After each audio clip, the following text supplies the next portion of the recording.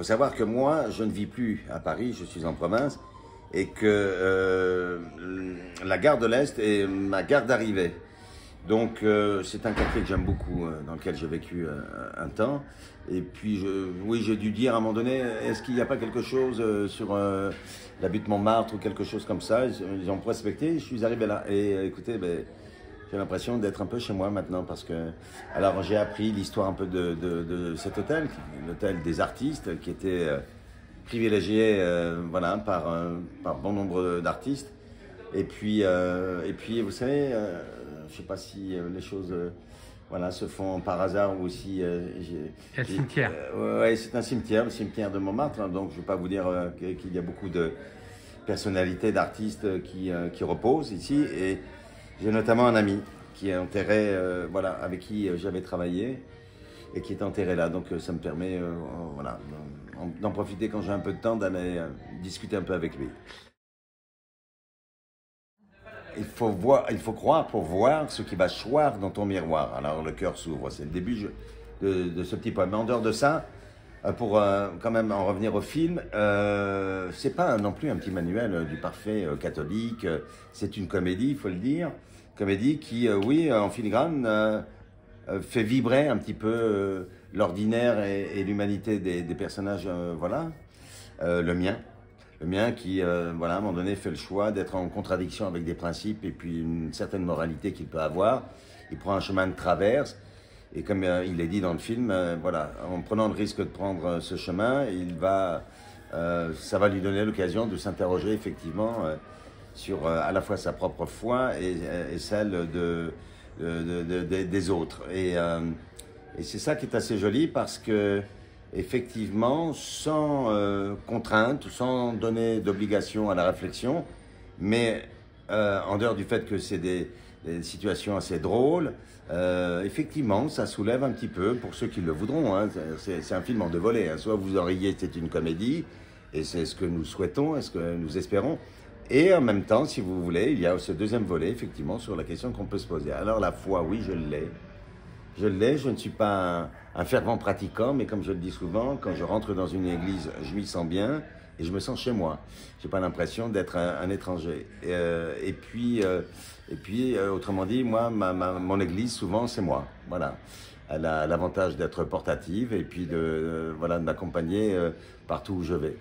Et c'est pas simplement pour faire un bon mot que je vous dis ça, c'est que la foi, c'est quelque chose qu'on a avec nous et il suffit d'en prendre soin. Chacun a son chemin pour en prendre soin. Chacun l'interpelle.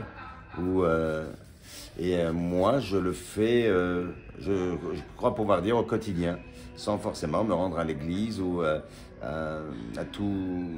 comment dirais-je, à toutes les sollicitations qu'on peut avoir. Voilà, j'ai fait ma première communion. Voilà.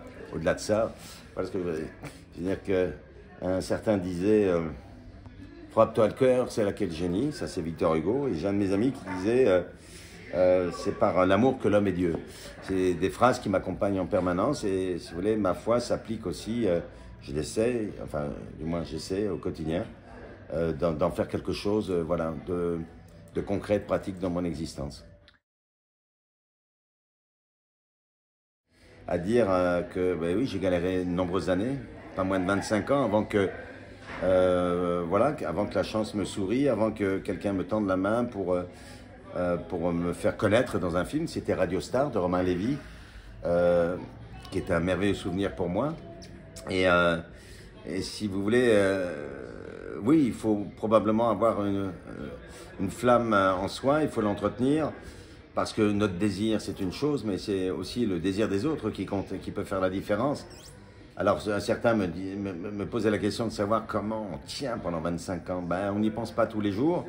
On est dans les urgences de la vie, donc j'ai répondu déjà à ces choses importantes. Et puis, la chance que j'ai eue, je crois, c'est de ne jamais avoir je n'ai jamais envié le bonheur des autres. Pour moi, le bonheur des autres, c'est une promesse de possible. Donc je pense que ça m'a aidé. Sinon, je serais, pendant toutes ces années où j'ai attendu vraiment, voilà, qu'on me considère d'avoir, en tout cas dans ce métier, ou avoir ma petite place, Si j'avais envié, par exemple, le bonheur de la réussite de quelques-uns de mes camarades pour qui c'était allé plus vite, je pense que je serais tombé dans une frustration, et j'en aurais été trop malheureux. Je n'aurais pas pu justement entretenir le désir pendant tout ce temps. Et le cadeau que j'ai, c'est de ne pas l'avoir perdu, ce désir et cette envie. On aurait aimé, mais bon, peut-être que c'était un peu tard au moment où ils ont été sollicités. Vous savez, c'est des émissions, j'ai eu le bonheur d'avoir fait ces émissions, celle de Laurent Ruquier, On n'est pas couché, etc. Alors, est-ce que c'est lié au sujet des films ou des pièces pour lesquelles on m'avait invité gentiment? Je ne sais pas, c'est difficile à dire. Je ne peux pas dire aujourd'hui que le sujet du film puisse être suffisamment, je ne sais pas, déstabilisant ou gênant pour que on n'ait pas eu l'occasion de faire ces émissions. Je pense plutôt que c'était une question de planning et que faut peut-être s'y prendre très à l'avance parce que voilà, ils ont des programmations chargées, ils sont très sollicités. Donc non, je ne pense pas que le sujet a été, comment dirais-je, un argument ou une raison pour laquelle voilà, on n'a pas pu faire ces émissions. Et en parlant de films à petit budget, vous savez, il m'est arrivé souvent d'en faire, comme je m'amuse à dire. J'ai fait beaucoup de premiers films. Et pour m'amuser, je dis bon, par contre, je n'ai pas fait les seconds. Interprétez-le comme vous voulez, mais c'est une blague, parce qu'en fait, je vais faire bientôt le deuxième film d'un couple de réalisateurs avec qui j'avais tourné leur premier film qui s'appelait Le rire de ma mère, qui est un très beau souvenir, un très joli film qui a été distribué il y a quelques années et voilà, qui n'a pas rencontré le public parce que justement, là, ça peut faire la différence. Le budget, la puissance de feu qu'on peut avoir ou pas pour effectivement faire parler ou connaître ses premiers films. Parfois, c'est difficile. J'étais un grand fan de son cinéma à l'époque où je ne sais pas si on était nombreux en France à connaître son cinéma. J'ai vu tous ses films mais vous voyez comme quoi la chance ou le hasard. À un moment de galère, j'ose appeler mon agent juste pour lui demander si ça bouge un petit peu, s'il y a des choses qui pourraient me concerner. Et très embarrassé, il me dit, oh là là, non, tu sais, en ce moment, oh là là, les remaniements, la télévision, tout ça, c'est très compliqué. Et en même temps, je l'entends tourner les pages probablement de son agenda et il balbutie à ce moment-là le nom qu'il a du mal à prononcer. Il interpelle son assistante en lui disant, mais c'est Kenneth dis-moi comment tu dis, Kenneth Loach? Et à ce moment-là, son assistante lui dit, Ken Loach. Et donc là, mon cœur qui se serre. Et je me dis, mon Dieu, il parle de Ken Loach. Et il m'explique qu'effectivement, que Ken Loach est venu en France pour faire le casting d'un acteur, un acteur français qu'il cherche. Mais tout de suite, il me dit, écoute, voilà, je crois que le casting est terminé. Ils ont trouvé l'acteur. Et j'ose dire pour la première fois, mais qui s'occupe du casting? Et il me dit, Richard Rousseau. Qu'est-ce que je dis? Non, je ne sais plus, pas Richard, un casting de l'époque. Et là, dans un souffle, je lui dis, mais est-ce que tu peux pas l'appeler pour lui demander si éventuellement Ken Loach est en France, s'il y aurait la possibilité juste de le rencontrer? J'étais tellement fan de son cinéma. Et l'agent, très embarrassé, me dit, oui, mais enfin bon, je ne vois pas à quoi ça va servir, mais si tu veux, je veux bien l'appeler éventuellement. Et il va le faire. Et c'est ma chance, il va le faire. Et 2-3 jours après, il me dit, oui, effectivement, le casting se souvient de toi, il t'avait vu dans une pièce, je lui dis à quel point, oh là là. Donc il a organisé un rendez-vous avec Ken Loach. Et là, je ne reviens pas, le cœur battant, les mains moites, je me rends au rendez-vous le jour en question. Il me fait rentrer dans une pièce, il y a Ken Loach, son interprète, le distributeur du film et tout, etc. Et je rentre dans cette pièce, je suis face à Ken Loach, et avec un anglais approximatif, et surtout essentiellement français à ce moment-là. Je discute une demi-heure avec lui, et il va me poser plein de questions sur la vie, mais aucune sur mon CV, aucune sur voilà, de qui je suis comme acteur. On va parler de choses et d'autres. C'était incroyable. C'était un moment, mais vraiment, ce que j'appelle ces moments de grâce. Et donc, ils vont me remercier au bout d'une demi-heure. Je rentre chez moi. Et quelques jours après, on me rappelle. Et le casting me dit, écoute, je ne sais pas pourquoi, je ne sais pas ce qui s'est passé, mais Ken Loach, je veux te revoir. Et là, je ne sais pas. Je ne comprends pas ce qui m'arrive parce qu'effectivement, on m'avait dit que l'acteur avait été choisi et que, donc l'acteur français, Frédéric Pierrot, voilà, donc j'y retourne et là, on discute à nouveau et au bout d'un moment, il me dit, je suis un peu embêté, voilà, le scénario est écrit, mais j'ai envie que tu sois avec nous sur ce film. Je sais, c'est un peu délicat de dire ça à un acteur, mais est-ce que tu serais d'accord? Et là, mon Dieu, je balbutie dans toutes les langues. D'accord, moi, oui, pourquoi? Oui, bien sûr, évidemment. Et en fait, voilà, je vais me retrouver à partir sur le film en Espagne pendant 1 mois. Et voilà, je vais vivre à la fois ce tournage et puis voir cet homme travailler, voir comment il travaille, comment il fait ses films et tout, etc. Et à un moment donné, je vais apparaître dans le film et puis voilà comment l'histoire se fait et ça a été extraordinaire. J'étais très curieux. Il faut savoir que moi, quand je viens de ma province, je suis perclus, je suis handicapé par la timidité. Alors vous allez me dire, mais comment on peut faire quand on est à ce point-là timide et comment malgré tout on a envie de faire ce métier? Ben écoutez, je sais pas, en tout cas, c'est ce qui fait que je vous parle là aujourd'hui, c'est que j'y suis parvenu. Et pour ce faire, pour avoir une espèce de légitimité, je me suis acharné à apprendre tout ce que je pouvais apprendre. J'ai fait beaucoup d'écoles. J'ai fait avec John Strasberg, le fils de Lee Strasberg, le créateur de l'Actor Studio aux États-Unis. Je vais travailler avec lui pendant 2 ans. Je vais après aller chez Robert Cordier où je vais faire des rencontres qui seront importantes pour moi. Xavier Duringer avec qui je vais, puisqu'il avait écrit cette pièce pour moi et un autre de ses camarades acteurs du cours de Robert Cordier. Je vais faire un peu l'école du cirque, je vais faire de la danse. Enfin, j'avais le sentiment qu'il fallait que j'apprenne beaucoup de choses pour avoir le droit de faire ce métier. Et je regrette rien parce que tout ça, ben voilà, raconte aussi un peu l'histoire de l'acteur qu'on va être à un moment ou un autre dans ce métier. Il y a des séries qui n'auraient peut-être pas existé ailleurs, par exemple Netflix ou Amazon.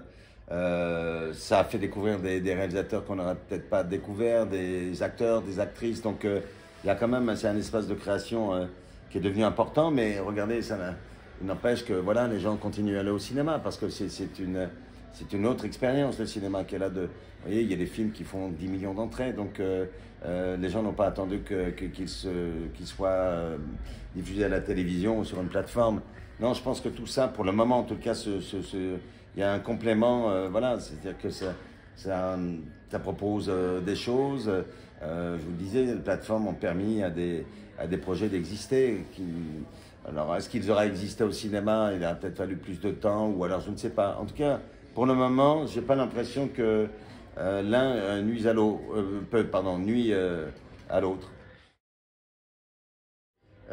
Ferry, qui disait il n'y a pas très longtemps qu'il gagnait aussi sa vie à faire des traductions de romans et d'autres choses, et qui disait très clairement que lui, quand on lui donnait quelque chose à traduire, un livre, bon, ça lui prenait 2-3 semaines, et qu'il avait fait l'expérience avec l'IA, donc sur le même livre qu'on lui a proposé de traduire, l'IA faisait exactement la même chose en 30 minutes, ou voire même moins, et qu'il avait pris le soin de voir, comparer le travail qu'il faisait lui en 3 semaines, et c'était assez effrayant d'ailleurs, et il disait, c'était parfait.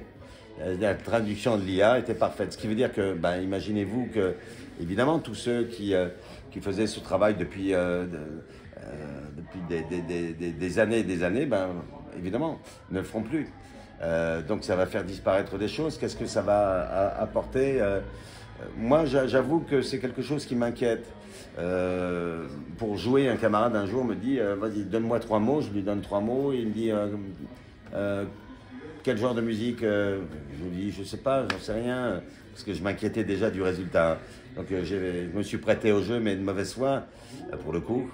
Je disais, je sais pas, allez, rock. Et ben le truc, il a rentré ça et quoi, 15 secondes après, effectivement, il y a un morceau qui sortait et c'était terrible parce que on se disait, mais waouh, c'est-à-dire que effectivement, qui aujourd'hui n'utilise pas l'IA pour écrire des chansons, par exemple? Vous voyez, c'est-à-dire on ne le saura pas parce que la frontière disparaît, quoi. C'est-à-dire que ce qui était beau ce qui est beau dans le processus de l'art, c'est toute la gestation de l'humain, quoi. C'est son regard, c'est le chemin qu'il fait pour ressentir les choses, pour les exprimer comme il a fait. Donc aujourd'hui, oui, moi je suis inquiet, voilà, vraiment inquiet de ça. Vous savez, là, il n'y a pas très longtemps, il y a une question qui nous était posée là, par rapport à l'IA. Est-ce que vous acceptez que Meta utilise votre vie, quoi, en gros, les conversations que vous avez pu avoir en ayant, évidemment, en gardant soi-disant, ça me fait rire, c'est aussi une partie de votre vie privée. Mais aujourd'hui, je me demande qu'est-ce qui est privé, quoi. C'est-à-dire qu'ils ont accès à tout.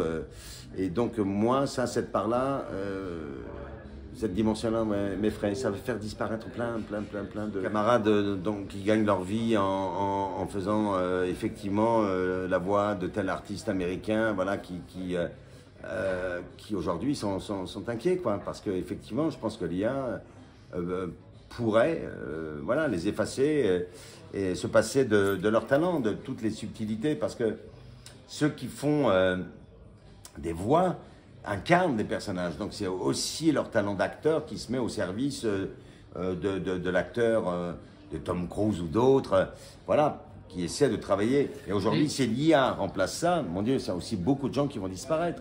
C'est pour ça que le gouvernement, voilà, j'espère, va intervenir le plus vite possible pour protéger tous ces gens, quoi.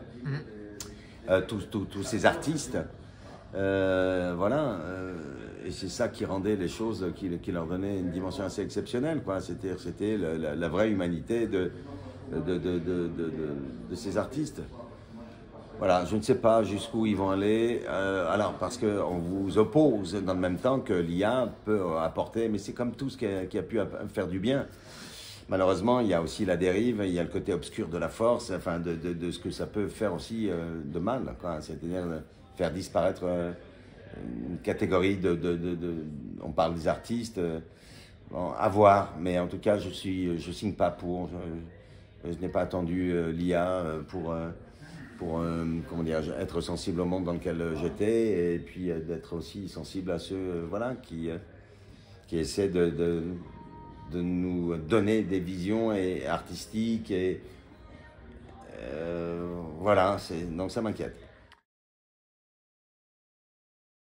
C'est formidable de se déplacer aujourd'hui en TGV, de faire ce qu'on faisait en une semaine à dos de cheval. C'est prêt maintenant. Hein. Ah ben c'est 40 minutes. Sauf que bon voilà, quand ça fonctionne pas, ça fonctionne pas. C'est un peu compliqué. Et puis alors, si vous voulez que je vous dise, c'est aussi les tarifs exorbitants voilà, alors ils ont beau nous dire à chaque voyage, vous avez choisi le moyen le plus écologique, mais pas le plus donné non plus, voilà. Donc ça, c'est un peu embêtant. Mais bon, il faut faire avec. Donc quand ça marche bien, c'est super, on est ravis voilà, de pouvoir l'utiliser. Et quand ça marche pas, ben, c'est contrariant.